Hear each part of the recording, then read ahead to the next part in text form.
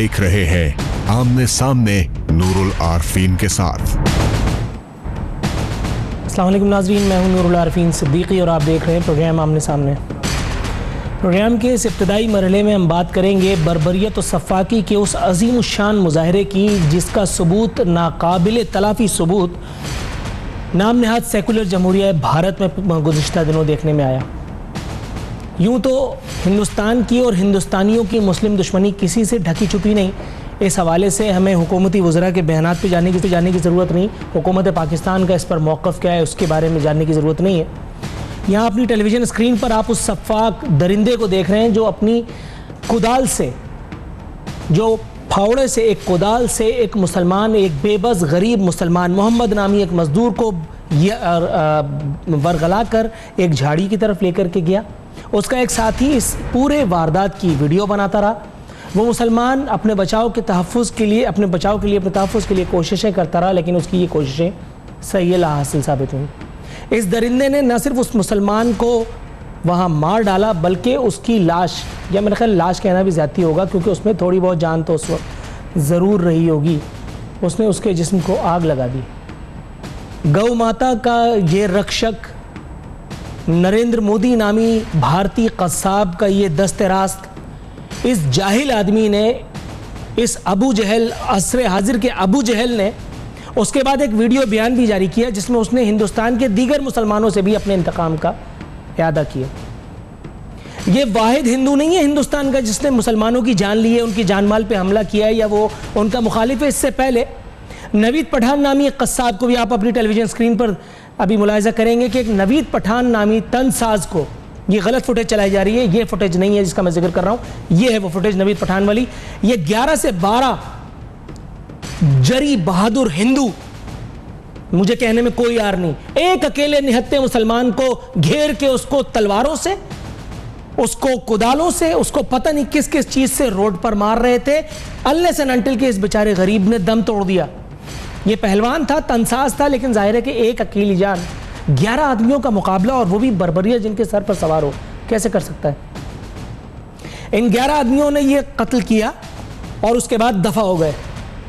साथ ही साथ दफा हो गई भारत और नरेंद्र मोदी नामी उस कसाब, उस बेहया आदमी की गैरत कि जो हिंदुस्तान का प्रधानमंत्री कहता है बेशर्म, जो एक साबिक चाय फरोश है, मौजूदा तो मैं इसको चपरासी भी ना रखूं, लेकिन क्या कहिए कि हिंदुस्तानी हमारे यहाँ शायद एक एसएचओ रखते हुए इंसान को उसके बैकग्राउंड के बारे में सोचा जाता है, लेकिन इन बेशर्मों ने तो ये भी नहीं सोचा। भारतीय गुजरात में इसने जो कुछ किया उसके बाद इसने बबांगे धोल ये एतराफ़ किया कि मैंने बांग्लादेश में खड़े होकर के इसने एतराफ़ किया कि मैंने पाकिस्तान को तोड़ा, साबिक बांग्लादेश के तोड़ने की साजिश की। इस वक्त आप अपनी टेलीविज़न स्क्रीन पर भारत माता, नाम निहाद भारत माता का एक और कारनामा मुलाहिजा कर रहे हैं। आज से 25 बरस पहले जब भारतीय बाबरी मस्जिद, अयोध्या राम मंदिर की तामीर के सिलसिले में भारत में इस मस्जिद को शहीद किया गया, इस तारीखी मस्जिद को शहीद किया गया, मैं उस वक्त 8वीं 9वीं या 10वीं का मेरे ख्याल तालिब इल्म था। उस वक्त से सुनता चला आ रहा हूँ कि हम मुसलमानों को इंसाफ देंगे। आज मैं 40 बरस का होने जा रहा हूँ, आज तक तो ये इंसाफ नहीं मिला। ये तमाम वारदातें, नवीद पठान का कत्ल, मोहम्मद नामी उस मज़दूर का बरसरेआम कत्ल, भारत में ये जो इस वक्त कांड रचाए जा रहे हैं, ये सब तमाचा है नाम नहाद सेकुलर जमहूरिया के मुंह पे, और उससे बढ़कर हुकूमत पाकिस्तान में शामिल उन ताजिरों के मुंह पे जो हर सूरत, हर हालत, हर कीमत में हिंदुस्तान से दोस्ती के लिए अपना सब कुछ निछावर किए जा रहे थे। ये देखिए अपनी टेलीविजन स्क्रीन पर, ये वो दिल जला देने वाला मंजर है जिससे पहले इंसान आरजू करता है कि काश उसे मौत ही आ जाए। इस आदमी ने, जिसने बांग्लादेश में खड़े होकर यह एतराफ़ किया कि मैंने पाकिस्तान तोड़ा है, ये हमारे उस वक्त के वज़ीर आज़म का मेहमान था। देखिए वज़ीर आज़म पाकिस्तान, उस वक्त के वज़ीर आज़म पाकिस्तान के चेहरे पर कितनी फातिहाना मुस्कुराहट है, गोया इस दौर का सबसे बड़ा रजल अजीम उनके बराबर में बैठा हुआ था। यही नहीं बल्कि उसके बाद लव सॉन्ग्स आगे और चले, ये पींगे बढ़ाई गई। जाहिर है ताजिरों के लिए तो तिजारती सब कुछ होती है। یہ اس وقت کے مناظر ہیں جب وزیر اعظم پاکستان، اس وقت کے وزیر اعظم پاکستان اس چائے فروش کی تقریب حلف برداری میں شرکت کے لیے تشریف لے گئے تھے. یہ سوچے سمجھے بغیر کہ اس سے اس قوم پر کیا گزرے گی، اس سے مقبوضہ کشمیر کے ان ہزاروں لاکھوں کروڑوں لوگوں کے دلوں پر کیا گزرے گی. حالانکہ خود کشمیری ہیں. مودی کی والدہ کو ساڑیاں بھیجتے رہے قطع نظر اس کے کہ وہ بیچاری یہ ساڑی پہن سکے یا نہ پہن سکے. یہ ہے وہ محترمہ جنہوں نے اتنا بڑا جاہل پیدا کیا، اللہ معاف کرے. لیکن میں ان کو کیوں کوس رہا ہوں؟ یا میرے والوں نے کیا کیا ہے؟ نوید پٹھان تو صرف ایک کیس ہے، کیس سٹڈی ہے. وہ بیچارہ محمد نامی مزدور جو 300 روپے یومیہ کے اوپر دیہاڑی دار مزدور تھا، جسے یرغمال بنا کے، جسے بیلا پسلا کر کے اور دیہاڑی کی لالچ میں لے جایا گیا اور اس کو آگ لگا دی گئی. آپ کے خیال میں اس لوگوں کو سزا ملے گی؟ نہ یہاں ماڈل ٹاؤن والوں کو سزا ملی ہے، نہ ملے گی. نہ کراچی میں جس بچے کو دن دہاڑے سی ویو پر مار دیا گیا اس کو سزا ملے گی، اور نہ ہی ان لوگوں کو سزا ملے گی. بلکہ ان کو تو میرے خیال ہے ویر چکر پتہ نہیں کیا ہندی میں کہتے ہیں، ہندوستان کا کوئی جو سب سے بڑا توپ مارا جاتا ہے، میرے خیال ہے ان کو تو وہ دے دیا جائے. یہ وہ بیچارے مسلمان ہیں جو ان ہندوؤں کے، جنونی ہندوؤں کے ہتھے چڑھ گئے اور اس کے بعد ان کی جوتے بازی ہو رہی ہے. میرے خیال ہے یہ ہو بھی صحیح رہے، اللہ معاف کرے، کہنا نہیں چاہیے. یہاں میں آپ کو ایک چھوٹا سا واقعہ بتاتا چلوں. میں نے گزشتہ کچھ عرصے قبل فوت ہونے والے اپنے تایا مرحوم سے خلوت جب نے ان سے پوچھا کہ تایا سچ سے بتائیے گا دل پر ہاتھ رکھ کر کے، ہندوستان میں رہ کر غلطی کی یا آپ کے خیال میں آپ کو کوئی ریگریٹ نہیں ہے؟ ادھر ادھر دیکھا، موقع پا کر پھر انہوں نے بتایا کہ بیٹا اپنی زندگی میں اگر کوئی سب سے غلط فیصلہ کیا تو وہ یہی تھا. اس پر بھی ڈیبیٹ ہو سکتی ہے کہ پاکستان بننے کے بعد ہمیں، ہمارے لوگوں کو کیا ملا.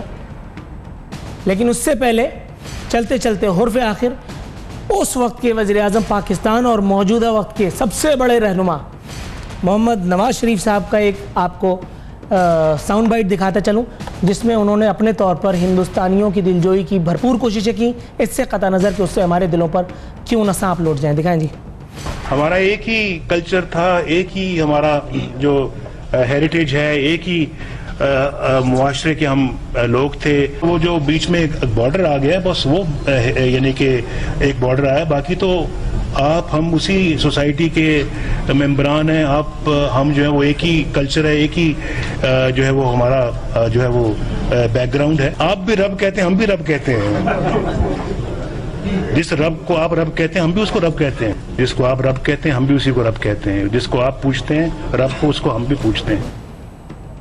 اس سے بڑی بدقسمتی اس قوم کی کیا ہوگی کہ ہندوؤں کی خوشامد میں، ان جنونی ہندوؤں کی خوشامد میں جو یہاں سرکاری دورے پر آئے تھے، ہمارے اس وقت کے اتنے بڑے رہنما، بلکہ موجودہ وقت کے بھی اتنے بڑے رہنما نے زمین آسمان کے قلابے ملا دیے. انہوں نے بتایا کہ یہ جو سرحدیں بیچ میں آ گئی ہیں، جو اس وقت میرے خیال ہے نعوذ باللہ من ذالک معاذ اللہ، پلیز پارڈن می سیئنگ دس، قائد اعظم محمد علی جناح سے اتنا بڑا گناہ سرزد ہو گیا تھا جس کی پاداش میں ہمیں ان جیسے رہنما ملے. یہ تماچا ہے ان تمام لوگوں کے منہ پر جو 14 اگست کو اپنے گھروں پہ جھنڈے لگاتے ہیں اور الیکشن میں جا کر کے مذہب، لسانیت اور ذات برادری کے نام پر ووٹ دیتے ہیں، چاہے وہ ان کو دیں، چاہے وہ پیپلز پارٹی کو دیں، چاہے وہ متحدہ قومی موومنٹ کو دیں، چاہے وہ جماعت اسلامی کو دیں، کسی چیمپئن کو دیں. اس سے پہلے کہ میں مزید ہذیان بکوں، یہاں وقت ایک مختصر سے کمرشل بریک کا، دعوت فکر کے ساتھ کہ آپ ووٹ کس کو دیتے ہیں اور کیوں دیتے ہیں اور کس کو دینا چاہیے. یہاں وقت پروگرام میں ایک مختصر سے کمرشل بریک کا، بریک سے واپس آئیں گے ایک نئے مہمان کے ساتھ، نئے موضوع پر گفتگو کریں گے.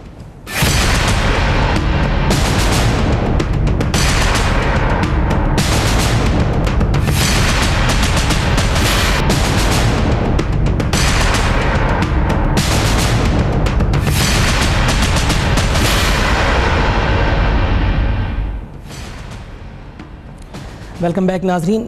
جاہل کو اگر جہل کا انعام دیا جائے، اس حادثہ وقت کو کیا نام دیا جائے؟ میں خانے کی توہین ہے، رندوں کی ہتک ہے، کم ظرف کے ہاتھوں میں اگر جام دیا جائے. لیکن اس شعر کا اطلاق نہ بھارت پر ہوتا ہے اور نہ ہی امریکہ میں.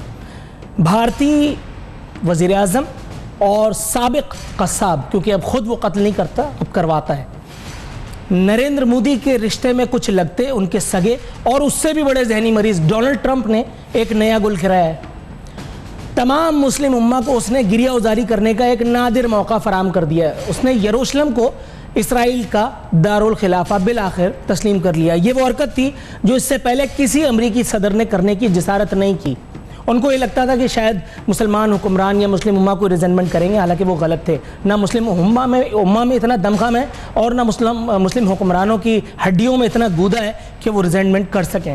البتہ ایک کام ضرور شروع ہو گیا. نماز جمعہ کے بعد پبلک کو بور کرنے کے لیے شہر کی مختلف شاہراہیں گھیر کر جن لوگوں کی روزی روٹی امریکہ کو گالیاں دینے سے بنتی ہے انہوں نے پلائی کارڈ لے کر کے اور ماتم بیوگی کرنا شروع کر دیا ہے.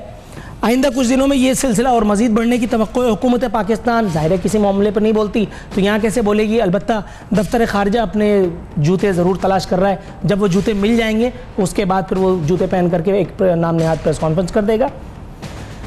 یہ دیکھنا ہے کہ سعودی عرب میں وہ جو 40 41 یا پتہ نہیں کتنے ممالک کا اتحاد ایک بنایا گیا ہے, پتہ نہیں کس کے خلاف بنایا گیا ہے, وہ کیا تیر مار لے گا. جنرل راحیل شریف جا کر واشنگٹن ڈی سی پر جھنڈا لہرا کر کیسے آئیں گے. ان سارے اہم ترین موضوعات پر گفتگو کرنے کے لیے ہمارے ساتھ موجود ہیں حکمراں جماعت پاکستان مسلم لیگ نون سے تعلق رکھنے والے شیخ روحیل اصغر صاحب. سر, آپ کو پروگرام میں خوش آمدید کہتا ہوں. جو پوری مسلم امہ نہ کر سکی, 1.5 ارب مسلمان نہ کر سکے ردائے بیوگی کرنے کے بعد, آپ کے خیال میں جنرل راحیل شریف کیسے واشنگٹن ڈی سی پر جھنڈا لہرا کے آئیں گے اس اتحاد کی قیادت میں جو سعودی عرب میں بنایا گیا ہے؟ بسم اللہ الرحمن الرحیم. نور عارفین, مجھے آپ کی اردو پہ کوئی شک نہیں ہے. میں صرف آپ سے میرا ایک سوال ہے, شاید اپنی کیا کہتے ہیں بہتر ہو جائے گی, مجھے سمجھ آ جائے گی. یہ امہ کیا ہوتی ہے, مسلم امہ, اس کو آپ کیا کہتے ہیں؟ اس کی وضاحت کیجیے نا ذرا. سر اسی وضاحت میں چلے. مسلم امہ, اگر آپ کو اعتراض ہے تو میں یہ لفظ واپس لے لیتا ہوں, تمام مسلم ممالک, تمام مسلمان. نہیں, مطلب کس امہ کی بات کرتے ہیں؟ کون سی امہ؟ سعودی عرب والی امہ, شام والی, ایران والی, جی ہاں, یا ابھی تھوڑے دن پہلے وہ جو بہن کی سری والی امہ, کون سی والی؟ مطلب آپ پہلے اس کو ذرا توسیع کر لیجیے, اس کو ذرا دیکھ لیجیے نا. میں اس لیے میں نے تھوڑا سا کہا کہ میں کو بات کرتے ہوئے جھجکتا نہیں ہوں. یہ بات ذہن میں رکھیں, سب کے سب اپنے مفادات میں گرے ہوئے ہیں, سب کے سب. ابھی تھوڑے دن پہلے یہی ڈونلڈ ٹرمپ سعودی عرب گیا تھا, اربوں کے اس کو تحائف دیے گئے اور اس کے نیچے آنکھیں پھلائی گئیں اور اس کے پتہ نہیں کیا کیا اس کی دعائیں لی گئیں, اس پہ نچاور کی گئیں.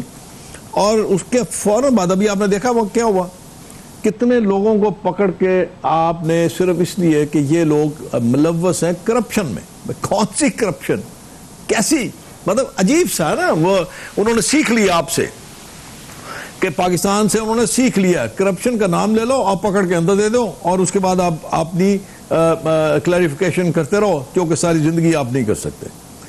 ابھی آپ نے ایک اور بات کی کہ اب مجھے یہ بتائیں کہ یہ امہ اس وقت کدھر تھی جب یہاں پہ کھلواڑ ہو رہا تھا. برسہ برس سے فلسطین کے مسلمانوں کو قتل عام کیا جا رہا ہے, برسہ برس سے کشمیر کے مسلمانوں پہ مظالم ڈھائے جا رہے ہیں. آپ نے دیکھا عراق میں کیا مسلمان نہیں رہتے تھے؟ کیا لیبیا میں مسلمان نہیں تھے؟ کیا شام میں مسلمان نہیں ہیں؟ کیا مصر میں مسلمان نہیں ہیں؟ کیا افریقہ میں مسلمان نہیں بستے؟ کیا یہاں پہ جہاں آپ کی جو ریاستیں روس سے آزاد ہوئیں وہاں پہ مسلمان نہیں بستے؟ کیا حال کر دیا. کسی نے کوئی حرف تنقید یا حرف احتجاج بلند کیا؟ ابھی ریسنٹلی آپ دیکھ لیجیے برما کے مسلمانوں پہ کیا ہوا. اب غصہ نہ کیجیے کہ نور الفیم, لکھ کے اپنے پاس رکھ لیجیے جیب میں اور نکال کے پھر میری بات کو دیکھ لیجیے گا. چند دنوں کے بعد آپ کا میڈیا کسی اور نان ایشو پہ بریکنگ نیوز شروع کر رہا ہوگا. درست ہے, بھول جائیں گے آپ, یہ سب بھول جائیں گا. آپ کو یاد بھی نہیں رہے گا کہ کبھی یہ دارالخلافہ بیت المقدس میں نہیں تھا. آپ بھول جائیں گے, آپ اس کی لان تان کرنا چھوڑ دیں گے. پھر کوئی نہ کوئی اور چیز آ جائے گی, کوئی کالی چادر پہن کے آ جائے گا, کوئی اب گانوں پہ ڈانس کرنا شروع کر دے گا. آپ ایک ایک گھنٹہ ان کے ڈانس دکھائیں گے, آپ ایک ایک گھنٹہ ان کی تصویریں دکھائیں گے.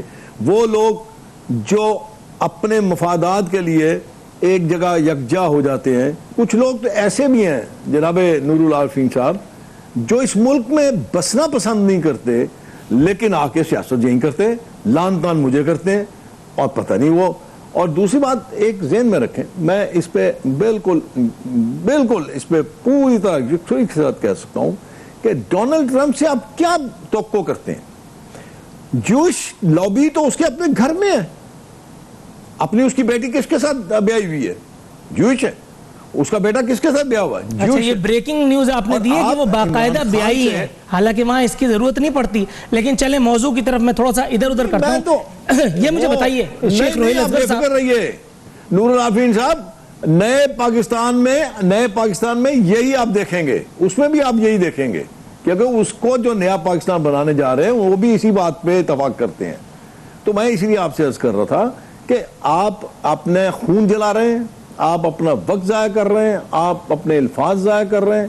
جس دن یہ دنیا کے مسلمان ایک جگہ اکٹھے ہو گئے تو یقین کیجئے کہ ایک نعرہ ہے بڑا. مجھے تو نہیں لگتا سر کہ کبھی یہ واقع ہو سکے گا. میں ایک آپ کی توجہ ایک خبر کی طرف مبذول کرانا چاہوں گا. سعودیہ کے ایک شہزادے, حالانکہ سعودیہ کہنا اضافی تھا, اگر شہزادہ کہتا تب بھی آپ پہنچ جاتے. انہوں نے ایک توپ چلائی ہے, خطیر سرمائے سے لیونارڈو ڈیونچی کی ایک پینٹنگ خریدی ہے. اتنی بڑی رقم ہے کہ اس سے میرا خیال ہے اکیلا مسئلہ فلسطین حل ہو جاتا تھا. اگر ڈونلڈ ٹرمپ کو رشوت دے دیتے جان چھوڑ جاتی. مسئلہ کشمیر حل ہو سکتا تھا, بہت سارے کام ہو سکتے تھے, لیکن عیاشی کا یہ سلسلہ رکنے میں نہیں آ رہا. اور وہاں حالت یہ ہے کہ ہماری حکومت پاکستان, سر پلیز الاؤ کیجئے مجھے تھوڑا سا ان کو کچھ کہنے کے لیے. ہماری حکومت, یہ وزیر اعظم کے کیوں چلا رہے ہو یار, مطلب غلط ہے, ہٹاؤ ان کو, ان کے اوپر یہ الزام ہے, ہٹاؤ ان کو. ہاں بس یہ سمندر و مندر دکھاؤ, وزیر اعظم صاحب کو مت دکھاؤ. ہمارے لوگوں کی اطاعت کا یہ عالم ہے کہ ایک سرونگ جرنیل کو, اس کی خدمات کو سعودی عرب نے ڈیمانڈ کیا,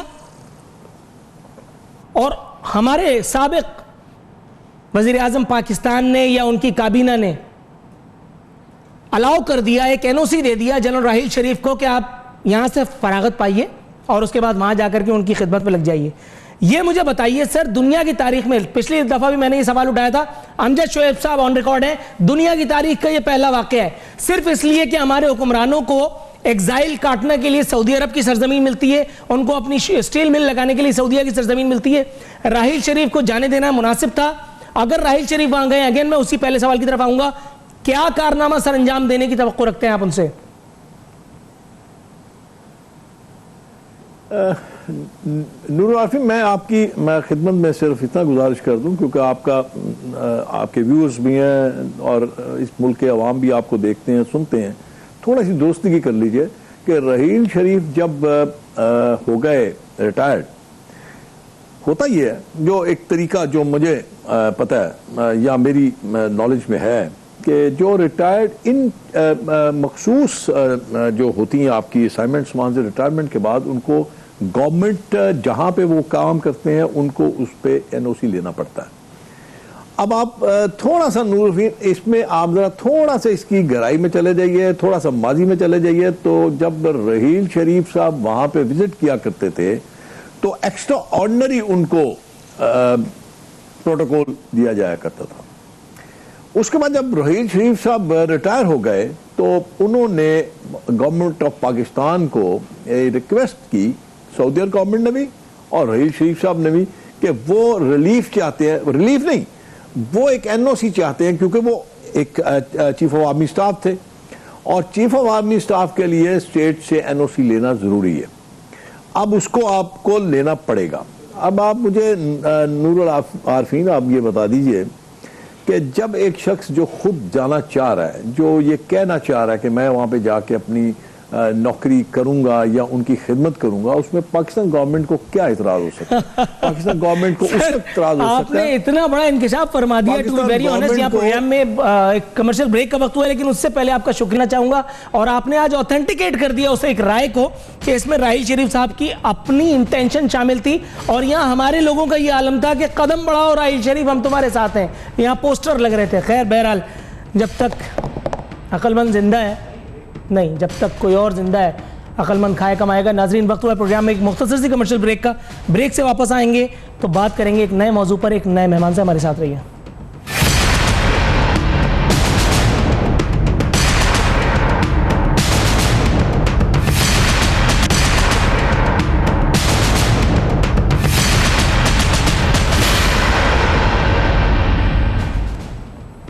ویلکم بیک ناظرین. پروگرام کے اختتامی مرحلے میں داخل ہو چکے ہیں. ہمارے ساتھ موجود ہیں شوکت بسرا صاحب. ان سے بات کریں گے پاکستانی سیاست کی کرشمہ سازیوں پر, لیکن اس سے پہلے بتا دوں 3 سال 4 ماہ 26 دن کے بعد Baqir Najafi report about model town سانحہ منظر عام پر آ گئی ہے. اجلاس میں جو رانا ثناء اللہ صاحب نے بلایا تھا اس کو دراصل ان اموات کا, اس قتال کا, ناٹ اموات کا, ذمہ دار ٹھہرایا گیا ہے, محرک قرار دیا گیا ہے. شہباز شریف صاحب کو بھی بتایا گیا ہے کہ انہوں نے بھی پولیس ایکشن روکنے کا حکم نہ دیا گیا. پولیس نے وہی کچھ کیا جس کے لیے اسے وہاں بھیجا گیا تھا. معاف کیجیے گا. مولانا کنٹینر بھی پاکستان اینول چھٹیوں پہ آ چکے ہیں. احتجاج کا موسم بس آنے ہی والا ہے. میرے خیال ہے کنٹینر کی تیاریاں شروع ہو چکی ہوں گی اب تک. تو کس کو سزا ملے گی اس بارے میں میں کوئی خوش فہمی کا شکار نہیں ہوں, نہ ہی میں کسی خوشگمانی سے کام لے کر آپ کو کوئی طفل تسلیاں دینا چاہوں گا. پاکستان میں کس کو سزا ملی ہے کوئی ایک نام آپ مجھے لکھ کے بھیج دیجیے گا, اس کے بعد میں اس فیلڈ سے نکل جاؤں گا. شہباز شریف صاحب کو, رانا ثناء اللہ کی مجھ کے اقبال کو اگر آپ مجھے ثابت کر دیں گے ان کو سزا دی جا سکتی ہے تو میرا خیال ہے کہ پروگرام یہیں وائنڈ اپ ہو جائے گا. پاکستانی سیاست کی کرشمہ سازیاں دیکھیے. بلاول صاحب فرماتے ہیں طاہر القادری از اے کارٹون, اور اب بلاول صاحب کے والد ماجد اسی کارٹون کے بغل میں بیٹھ کے ٹائم پاس کر رہے ہیں پبلک سے. فرماتے ہیں طاہر القادری حکم دیں گے تو ان کے ساتھ کنٹینر پر بھی سوار ہو جائیں گے. شکر ہے کنٹینر کا نام لیا, K2 کی پہاڑی کا نہیں, کہ طاہر القادری کہیں گے تو K2 کی پہاڑی پہ چڑھ جاؤں گا. طاہر القادری صاحب نے جوابی لطیفہ سنایا, فرمایا بینظیر بھٹو بھی منہاج القرآن کی مستقل ممبر تھیں. شوکت صاحب بے چین ہیں, میرے خیال ان سے بات کی لیتے ہیں. شوکت صاحب پروگرام میں خوش آمدید کہوں گا. یہ مجھے بتائیے انہوں نے آصف علی زرداری صاحب کی لکھی ہوئی قرآن کی تفسیر کا حوالہ نہیں دیا جو انہوں نے لکھی تھی. نور عرفان, پہلے بات تو یہ ہے کہ سیاست میں ناممکن چیز کوئی بھی نہیں ہوتی. سیاست میں اتحاد بنتے رہتے ہیں, اتحاد ٹوٹتے رہتے ہیں. آج کا مخالف کل کا دوست, کل کا دوست آج کا مخالف ہو سکتا ہے. یہ کوئی حرف آخر چیزیں نہیں ہوتی ہیں. سیاست ہے, سیاست میں گیو اینڈ ٹیک ہوتا ہے.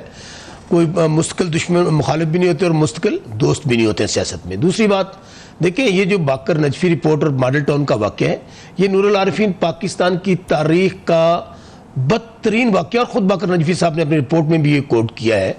کوئی یہ سوچ سکتا ہے کہ حکمران ہی اگر قاتل بن جائیں, حکمران ہی اگر لوگوں کی جان و مال سے کھیلنا شروع کر دیں, حکمران ہی اگر دیکھیں نا, اگر ان کی جگہ مریم ہوتی یا حمزہ شہباز ہوتے تو کیا شہباز شریف اور رانا ثناء اللہ اپنی پولیس کے ذریعے اس طرح قتل عام کرواتے؟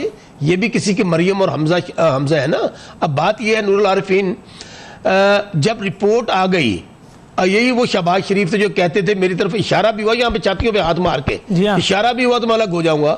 اب تو پورا پنجہ ان کی طرف ہے, دونوں ہاتھ ان کی طرف ہے. 10 جگہ پہ ذکر کیا گیا کہ بیان حلفی جھوٹا دیا, کہیں اس نے نہیں روکا. تو اب مجھے بتائیے کہ کیا کریں. یہ کوئی جنگل کا قانون نہیں ہے, نہ ہی بنانا ریپبلک ہے کہ یہاں پر جس طرح آئے آپ قتل کرو کہ کرامات کرو. بھائی اب نہیں تو کبھی نہیں, انف از انف. ہم نے صرف یہ پیغام دیا ہے کہ ہم جا کے کھڑے ہوئے ڈاکٹر طاہر القادری صاحب کے ساتھ کس بات پہ, 1 پوائنٹ ایجنڈے پہ. ایجنڈا یہ ہے کہ یہ جو لوگ ہیں اور ڈاکٹر طاہر القادری صاحب کی جو ڈیمانڈز ہیں, جینوئن ڈیمانڈز ہیں, کہ قاتل اعلیٰ ہے یہ, انہوں نے خون کی ہولی کھیلی ہے, لوگوں کا دن دہاڑے قتل ہوا ہے. یہ تو جلیاں والے باغ میں کبھی سنا تھا, اور یہ تو ہٹلر سے بھی بدترین ہے. جنرل ڈائر کے یہ فالوور ہیں. مجھے بتائیے کہ شریفوں کا یہ خاندان اور ٹبر قاتلوں کا, چوروں کا, ڈاکوؤں کا, لٹیروں کا ایسا عظیم خاندان ہے جو صدیوں بعد پیدا ہوتے ہیں, اور ہر طرح کا الزام ان پہ, اور پھر بھی ہٹ درمی ہے اور بشرمی ہے اور ضد ہے. ہم نے یہ پیغام دیا ہے کہ اس باقر نجفی رپورٹ کو امپلیمنٹ کروانے کے لیے ڈاکٹر طاہر القادری صاحب جو فارمولہ دیں گے, خواہ اس کے لیے دھرنا دینا پڑا, خواہ اس کے لیے لانگ مارچ کرنا پڑا. آپ کی بات سر آنکھوں پر, لیکن ڈاکٹر طاہر القادری کی کنسسٹنسی بھی تو شبے سے, شک و شبے سے بالاتر نہیں ہے نا. ڈاکٹر طاہر القادری بھی اپنی اینول چھٹیاں گزار کے لوگوں کو کنٹینر پہ چڑھا کے اور یورپ چلے جائیں گے تبلیغ کرنے کے لیے. اس سے نور العارفین میں آپ کی بات سے اختلاف کرتا ہوں. سنیں, 126 दिन धरना देना कोई आम काम नहीं था। उन्होंने अपनी हर मुमकिन कोशिश की कि मुझे उन शहीदों को इंसाफ मिल जाए, लेकिन नहीं मिला। सर एक छोटा सा काम आप कहेंगे ताहिरुल कादरी साहब से, शायद आपकी बात सुन लें, उनसे कहिए अपनी कैनेडियन नेशनैलिटी कैंसिल करके यहाँ आके बस जाएं और मॉडल टाउन के सानहे का किसास लेने के लिए मैं भी सड़क पर उतर आऊंगा इस फील्ड से बाकायदा इस्तीफा देकर। नूरुल आरफीन, आप बहस को डिट्रैक्ट कर रहे हैं। मेरा पॉइंट ऑफ व्यू सुन ले। पहले जो कुछ भी हुआ, अब वो रिपोर्ट जिसको खुद इस कातिल आला ने बाकर कमीशन बनाया और कहा कि ये रिपोर्ट आती जाएगी तो मैं अलग हो जाऊंगा, अब रिपोर्ट आ गई है। अब तमाम जमातें 1 पॉइंट एजेंडे पे हम उनको इकट्ठा कर रहे हैं। ये मैं आपको खबर दे रहा हूं कि उसमें मुस्लिम लीग काफ, उसमें तहरीक इंसाफ, उसमें शेरपा ग्रुप, सुन्नी वल जमात, MQM, PSP, 1 पॉइंट एजेंडा है कि इन कातलों को इनके अंजाम तक पहुंचना चाहिए और सरेआम इनको फांसियों के तख्तादार पे लटकाना चाहिए, ताकि आज के बाद हुक्मरानों में, यार हुक्मरान किस लिए होते हैं? मालो मजान का तहफ़्फ़ुज़ करने के लिए। अगर ये बात साबित हो गई है कि बाकर नजफी एक जज है हाई कोर्ट के, उन्होंने वाज़ेह तौर पर लिख दिया, इसलिए हम जाके खड़े हुए हैं और डॉक्टर ताहिरुल कादरी साहब को ये बताया है कि आपका कंटेनर निकलेगा, उसका गॉट योर पॉइंट सर। यहाँ प्रोग्राम को वाइंड अप करने की कॉल दे दी गई है। आपकी शुक्रिया। नाजरीन, किसी खुशफहमी के बगैर राना सनाउल्लाह साहब, जब ज़ाहिर इसहाक डार साहब के खिलाफ कुछ नहीं हुआ, उनको छुट्टियों पर भेज दिया गया, तो राना सनाउल्लाह की मूंछ का बाल कौन तोड़ लेगा? मैं इस हवाले से किसी गुमान में मुब्तला नहीं हूँ और उम्मीद करता हूँ कि जल्द ही मुझे क्यों निकाला का शहबाज शरीफ वर्जन भी रिलीज़ कर दिया जाएगा, ताकि दिल को सुकून और आंखों को करार नसीब हो, ताकि हट धर्मी का एक और मुजाहरा देखने के लिए मिले। इसी के साथ यहाँ प्रोग्राम का हमारा वक्त ख़त्म होता है। नूरुल आरफीन सिद्दीकी और आमने सामने की टीम को बाकायदा इजाज़त दीजिए। फ़ी अमान अल्लाह।